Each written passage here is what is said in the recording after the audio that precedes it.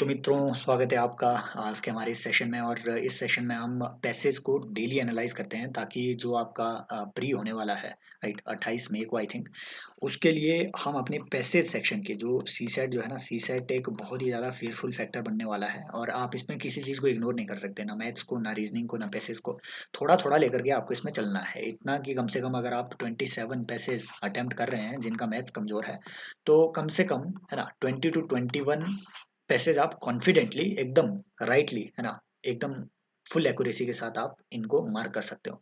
तो इन सारी चीज़ों के लिए जो है हम ये पैसेज की अपनी सीरीज ला रहे हैं। और अभी, राइट, हम 2022 का ये पूरा अपना ये फ्री में कोर्स होगा। आप जा करके प्लेलिस्ट देख सकते हैं, इवन वॉच कर सकते हैं बिफोर वन डे, है ना, one day before your exam, उन सारी चीज़ों को देखने के लिए कि कैसे हम जो है चीज़ों को इंटरप्रेट कर सकते हैं, right. So interpretation is the major issue, guys. और इशू ये भी है कि क्योंकि सी सेट में interpretation is the major issue, और क्योंकि इसकी हमारे पास आंसर की भी नहीं है, और ना ही मैं आंसर की से देखूंगा, ना ही मैं आंसर की से देखूंगा। हमारा इनिशिएटिव ही ऐसा है कि मतलब ऑन द स्पॉट हम चीज़ों को यहाँ पे देखेंगे, स्टडी करेंगे, ताकि एग्जाम हॉल में किस तरीके से हम क्वेश्चन को अप्रोच कर रहे हैं, वो चीज़ें हमारे साथ यहाँ क्लियर हो सके। और अगर आपको बेटर कॉम्प्रिहेंशन, किसी चीज़ को बेटर तरीके से कॉम्प्रिहेंड करना है, तो definitely one of the methods is कि आप जो है बहुत सारे ओपिनियंस लो कि ये क्यों बेटर है ना, ये ऑप्शन क्यों राइट है, ये ऑप्शन क्यों राइट है, और ओपिनियन आप ही दोगे, राइट। साथ में यहाँ पे आप कमेंट सेक्शन में जरूर बताना जिनको लगता होगा कि नहीं, जो चीजें हैं यहाँ कुछ गलत डिस्कस हुआ है, तो जरूर आप जो है अपनी रैशनल, राइट, हमने यहाँ से रैशनैलिटी सीखनी है, वो रैशनल सीखना है जिसके बेसिस पे हम आंसर तक पहुंच रहे हैं, राइट।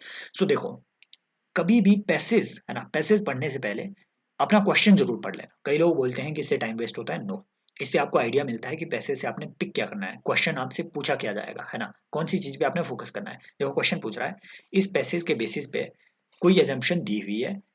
अब देखो, एजम्पशन जब भी वो बात करेगा, है ना, it is talking about possibilities, है ना। कुछ चीजों के बारे में हमेशा देखना, अगर वो आपसे एजम्पशन पूछे मतलब पॉसिबिलिटी पूछ रहा है, अगर वो इम्प्लीकेशंस पूछे तो वो डेफिनेटली, है ना, फ्यूचर प्रोस्पेक्ट्स के बारे में ऐसी चीजें पूछ रहा है जो कि डेफिनेट हो, है ना, डेफिनेट चीजों के बारे में इम्प्लीकेशन वो पूछ रहा है। समझ के बात को। And then there are many other keywords also, right, जो कि हम धीरे धीरे डिस्कस करेंगे, राइट, चीजों के बारे में। मान लो अगर वो बोले कि इसमें क्या मैसेज दिया गया है, सो मैसेज मस्ट बी फ्यूचरिस्टिक। ये बात भी याद रखनी है, message must be futuristic, it message is usually not descriptive. Futuristic जहां पे बात हो रही है, दैट इज योर मैसेज। समझ गए बात को। फॉर एग्जाम्पल, अगर कोई स्पीच दे रहा है कोई नेता, तो उस स्पीच में कोई मैसेज होगा। मैसेज क्या होगा? वैल्यूज का मैसेज होगा, फ्यूचर में हमें क्या करना होगा, क्या करना चाहिए, किस तरीके से बढ़ना चाहिए, जीना कैसे चाहिए, दैट इज योर मैसेज। समझ गए बात को। तो देखो, पहली एजम्पशन ये बोल रहा है कि development of agriculture technology is confined to developed countries. जब भी आपको ऐसी चीजें मिले ना, confined to developed countries, developing countries वगैरह वगैरह, समझ गए ना, इस चीज को दिमाग में पहले एलिमिनेट कर देना। कंफर्म पैसे से करना, पहले एलिमिनेट कर देना। समझ गए बात को, कंफर्म जरूर करना पैसे से।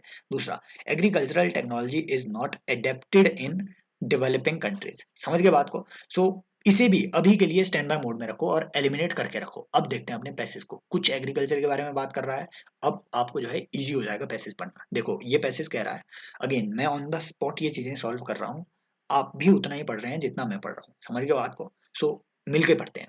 इन some places in the world, कुछ एक दुनिया की जगह में, the productivity of staples such as rice wheat has reached a plateau. ठीक है, मतलब राइस और व्हीट की जो प्रोडक्टिविटी है वो काफी ज्यादा बढ़ गई है कुछ एक प्लेसेस में। Neither new strains nor fancy agrochemicals are raising the yields, है ना। ओके, मतलब ये सॉरी, ये जो यील्ड है ये घट गई है काफी ज्यादा। Nor is there much unfarmed land left that is suitable to be brought under the plough. ठीक है, मतलब अब आपके पास लैंड भी इतनी नहीं बची हुई है। आई होप आप चीजें समझ पा रहे होंगे। If global temperature continues to rise, if global temperature continues to rise, some places will become unsuitable for farming. Application of technology can help application of technology can help, है ना। और यहाँ पे ये सम प्लेसेस को highlight कर देना, ऐसी चीजों को हाईलाइट करना हमेशा, यहाँ से आपके क्लू निकलेंगे। Application of technology can help overcome these problems. Okay, and agricultural technology is changing fast. Technology is changing fast, ठीक है। And much of this change is brought about by affluent farmers, brought by affluent farmers in west americas, not all farmers, ये बात याद रखना, not all, affluent farmers in west या फिर Americas, ठीक है। And techniques developed in west are being adapted in some places to make, है ना, are being adapted in some places to make tropical crops more productive, ठीक है। और वो सम प्लेसेस कुछ भी हो सकती है, डेवलपिंग भी हो सकती है, डेवलप्ड भी हो सकती है, समझ रहे हो बात को, डेवलप्ड इकोनॉमीज हो सकती है, डेवलपिंग इकोनॉमीज भी हो सकती है। Technology is of little use if it is not adapted. Adaptation होना चाहिए टेक्नोलॉजी के साथ, है ना, आपको एडेप्ट करना पड़ेगा। इन डेवलपिंग वर्ल्ड में क्या हो रहा है, that applies as much to existing farming techniques as it does to latest advances in genetic modification, ठीक है।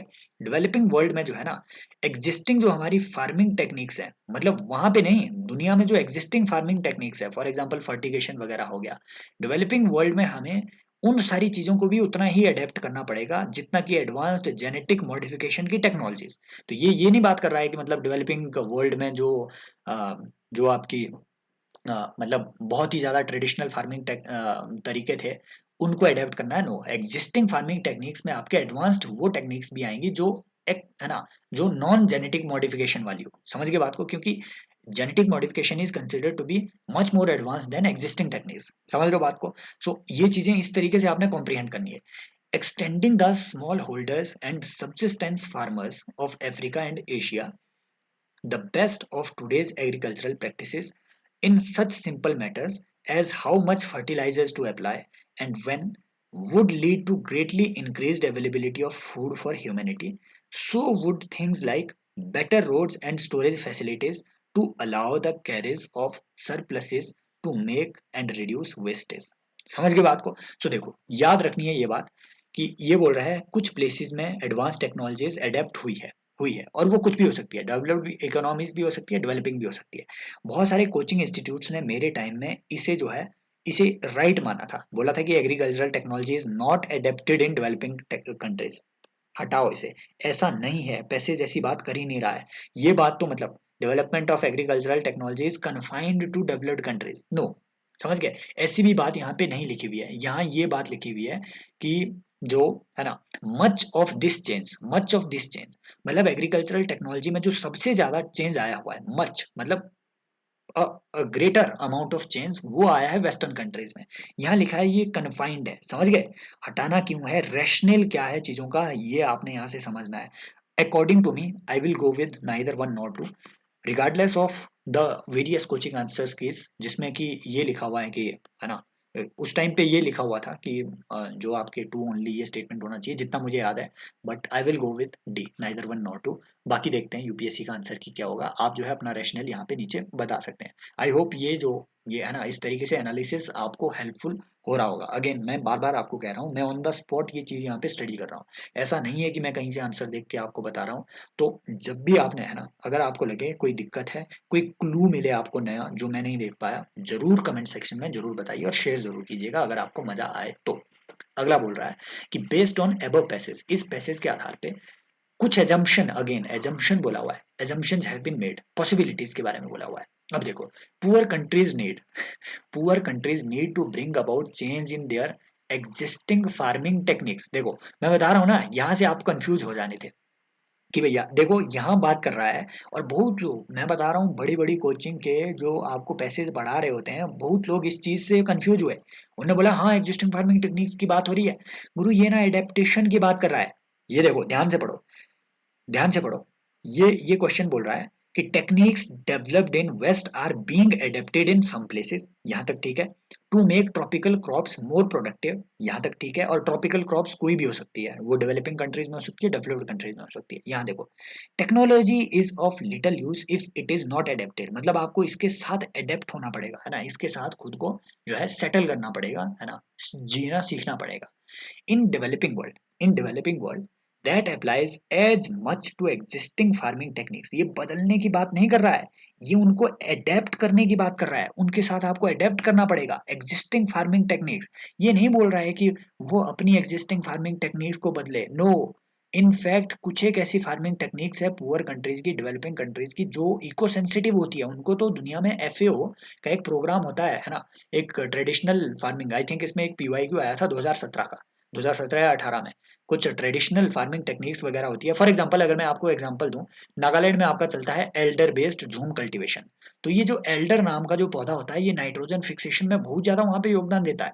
समझ गए बात को, इस पे जरा रिसर्च करना। सो ये तो एलिमिनेट कर दो, जीएस के नॉलेज के बेसिस पे भी इसे एलिमिनेट कर दो। मैं बार बार बता रहा हूँ, कोचिंग के आंसर की देखोगे तो इसे राइट माना जाएगा। मैं फिर भी बता रहा हूँ, मैंने रैशनल आपको दे दिया कि ये कहना क्या चाह रहा है। समझ गए, वो हटाओ यहाँ से। Developed countries have better infrastructure and they waste less food, है ना। देखो यहाँ देखो कि ये कह रहा है, एक बार इसको स्क्रूटिनाइज करते हैं जरा, राइट। ये कह रहा है कि एक्सटेंडिंग द स्मॉल होल्डर्स, है ना, small holders and subsistence farmer of Africa and Asia the best of today's agricultural practices in such simple matters as how much fertilizers to apply and when would lead to greatly increased availability of food humanity. So would things like better road storage facility to allow for carriage of surpluses to market and reduce wastage.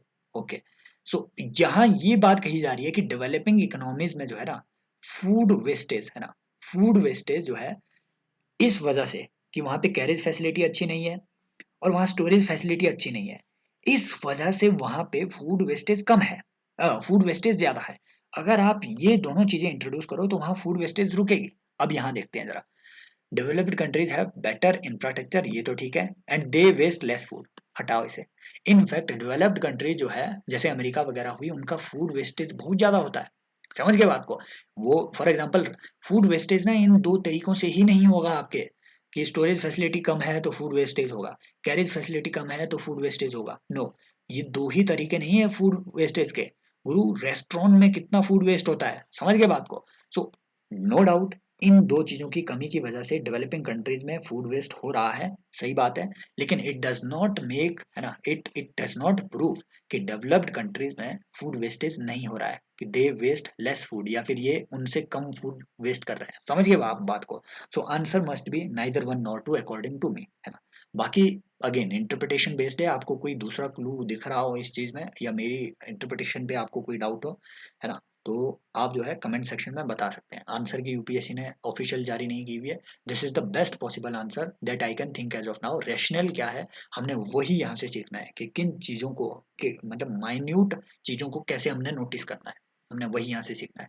Based on the above passage following assumptions, again assumption वाले question ना, मैं बता रहा हूँ आपको, बहुत खतरनाक होते हैं ये एजम्पशन वाले क्वेश्चन, बहुत खतरनाक होते हैं, है ना। एंड देन वो आपसे कह रहा है कि growing enough food for future generation will be a challenge, है ना, विल बी अ चैलेंज। ये बात सही है, क्योंकि चैलेंज, देखो ये जो पैसेज कह रहा है ये चैलेंज को एड्रेस करने की ही बात कर रहा है। समझ के बात को, कि यहाँ बोल रहा है, ये देखो ध्यान से देखो, कि आपका जो फूड फूड क्राइसिस है उसी की बात तो ये कर रहा है, राइट। कि जो आपका जो राइस एंड व्हीट प्रोडक्टिविटी है ये काफी ज्यादा गिर गई है ना। और जो यील्ड है ये काफी ज्यादा कम हो गई है, एग्रोकेमिकल बहुत ज्यादा यूज किए जा रहे हैं, और उतना ज्यादा, है ना, देयर मच अनफ्रेम्ड लैंड, जो अनफ्रेम्ड लैंड है वो भी उतनी ज्यादा नहीं है। समझ गए, वो भी उतनी ज्यादा आपके पास अनफार्म्ड, सॉरी अनफार्म्ड जो आपकी लैंड है, मैं कंफ्यूज हो गया था, मैंने क्या पढ़ लिया, अनफ्रेम्ड का मतलब क्या है। अनफार्म्ड जो लैंड है वो भी उतनी ज्यादा नहीं बची है। It means growing additional food for additional, है ना, additional generation, it will be a great challenge. बिल्कुल सही बात है, एजम्पशन बना सकते हैं आप। And then corporate farming is viable option. देखो इसी चीज से ना, इसी चीज से वो आपको यहाँ कंफ्यूज कर रहा है। यहाँ कहीं मेंशन था, राइट, यहाँ कहीं मेंशन था corporate farming, I think as of, मतलब जितना मैंने कहीं पढ़ा बीच में सिर्फ मेंशन था, राइट।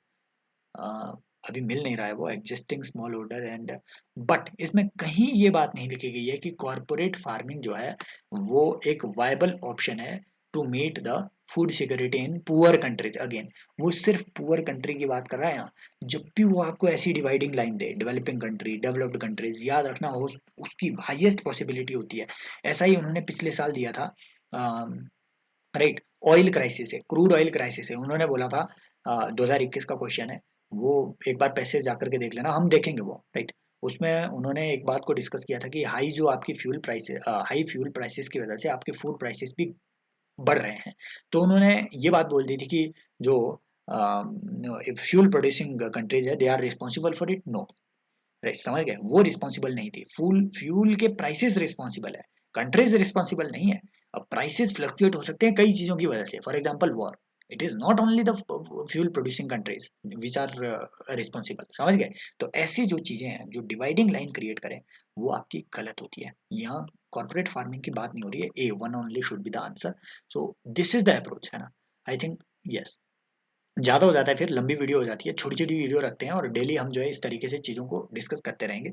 आई होप ये आपके लिए हेल्पफुल हो रहा होगा गाइस। हेल्पफुल है तो गुरु थोड़ा मतलब सपोर्ट करिए, है ना? So thank you, take care, bye bye. कहीं शेयर शेयर वेयर करना हो तो कर लेना यार, है ना? लाइक वाइक करना हो, लेकिन कमेंट में ज़रूर बताना यार, है ना? I I like reading your comments. तो कैसा चल रहा है इनिशिएटिव वो भी ज़रूर बताना, और ये भी ज़रूर बताना कि मतलब कैसे इसको बेटर किया जा सकता है। आपको कोई क्लू इसमें दिख रहा है, कोई क्लू इसमें दिखे तो ज़रूर वो भी, है ना? जैसे एक एक लर्नर ने एक दिन बता दिया था and then I gave my explanation. I am always open to new new interpretations of the things, क्योंकि ये चीज़ ही ऐसी है। I am not having a close mindset कि हाँ यही आंसर होगा, no, but this is the most probable answer. This I can this I can tell you, guarantee you. Take care, bye bye, as always love you all.